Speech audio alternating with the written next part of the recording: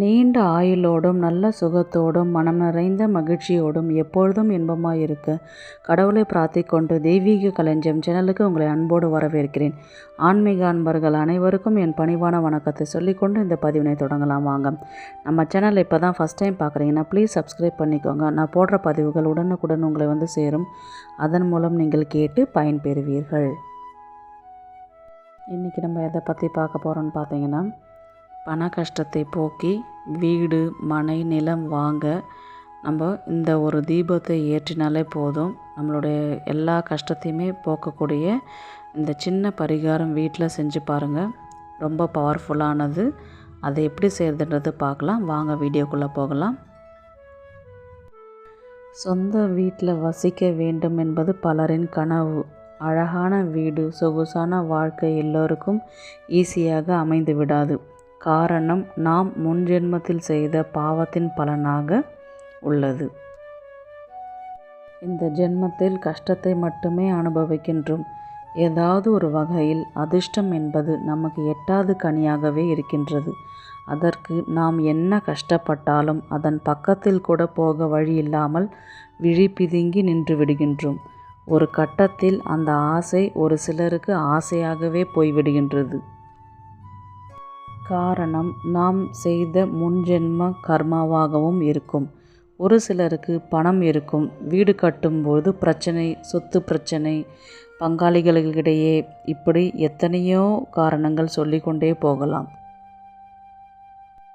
இதற்கெல்லாம் ஒரே தீர்வு, நாம் ஏற்றும் ஒரு தீபத்தினால் அது எல்லாம் மாறிவிடும் என்றால் அதை சுலபமாக செய்யலாமே.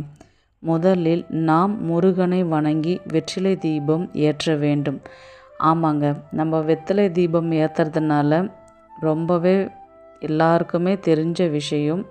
வெற்றிலை தீபம் நம்ம தொடர்ந்து ஏற்றிக்கிட்டே வரும்பொழுது நம்ம வீட்டில் வந்து ஒரு பாசிட்டிவ் வைப்ன்றது ஆட்டோமேட்டிக்காகவே அதை வர ஆரம்பிச்சிடும். நம்ம முருகனை தினந்தோறும் செவ்வாய்க்கிழமையில் செவ்வாய் ஓரையில் வந்து நம்ம தீபத்தை ஏற்றி முருகனை வணங்கி நம்ம வந்துக்கிட்டே இருக்கும் பொழுது நம்மளுடைய கஷ்டத்தை போக்கி நமக்கான ஒரு இல்லத்தை அவர் தேடி கொடுப்பார்ன்றது எல்லாருக்குமே தெரிஞ்ச விஷயம். அதை செய்யணும். செவ்வாய்க்கிழமை அன்னைக்கு செவ்வாய் ஓரையில் வந்து வெற்றிலை தீபம் ஏற்ற வேண்டும்.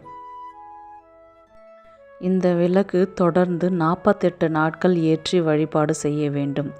செவ்வாய் ஓரையில் காலையில் பார்த்திங்கன்னா 6 மணிலேருந்து 7 மணி, மதியான நேரம் பார்த்திங்கன்னா 1 மணிலேருந்து 2 மணி, இரவு நேரம் பார்த்திங்கன்னா 8 மணிலேருந்து 9 மணி.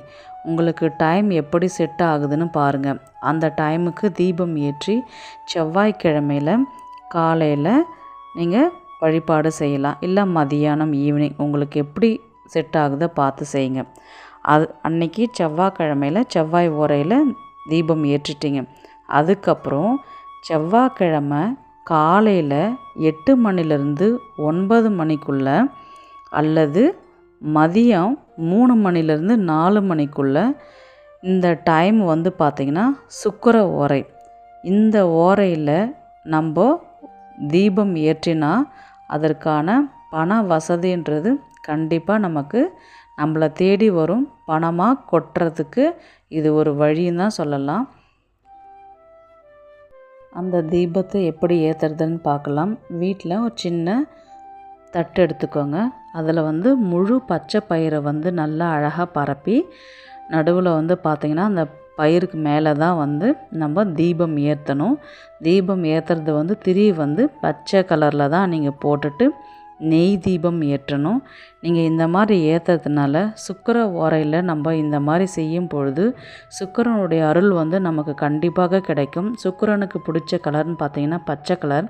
நம்ம அந்த பச்சை பயிரில் பச்சை திரியை போட்டு நம்ம தீபம் ஏற்றி வழிபாடு செய்யும் பொழுது அந்த ராஜயோகம் வந்து அந்த டைமுக்கு நம்ம அந்த தீபம் ஏற்றுறதுனால ரொம்பவே விசேஷம். இந்த மாதிரி செய்யும் பொழுது வந்து பார்த்திங்கன்னா பண வரவு வந்து அதிகரிச்சுக்கிட்டே இருக்கும். அப்போது ஆட்டோமேட்டிக்காக நம்ம வீடு மனை நிலம் வாங்கிறதுக்கு இது நம்மளுக்கு ஒரு சூப்பரான ஒரு ஜாக்பாட்டுன்னு தான் சொல்லலாம். நம்ம அழகாக இந்த மாதிரி ஏற்றி நம்ம சுக்கிரனை வழிபடும் பொழுது பணமழை உங்கள் வீட்டில் கொட்டும். அப்போது எல்லா பிரச்சனைக்குமே ஒரு முடிவு வரும். நீங்கள் விளக்கு ஏற்றி வழிபாடு செஞ்சதுக்கப்புறம் அந்த பயிரை நைட்டெல்லாம் ஊற வச்சு அடுத்த நாள் வந்து பார்த்திங்கன்னா புறாக்களுக்கு போடலாம்.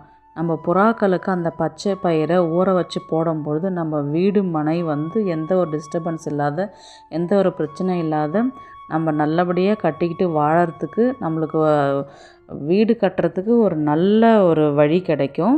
அப்படி புறாக்கள்லாம் எங்கள் ஏரியாவில் இல்லை அப்படின்ற பட்சத்தில் ஏதாவது ஒரு பறவைங்களுக்கு நம்ம உணவாக நம்ம தானமாக கொடுத்து விடலாம். அது ரொம்பவே இன்னும் விசேஷம்.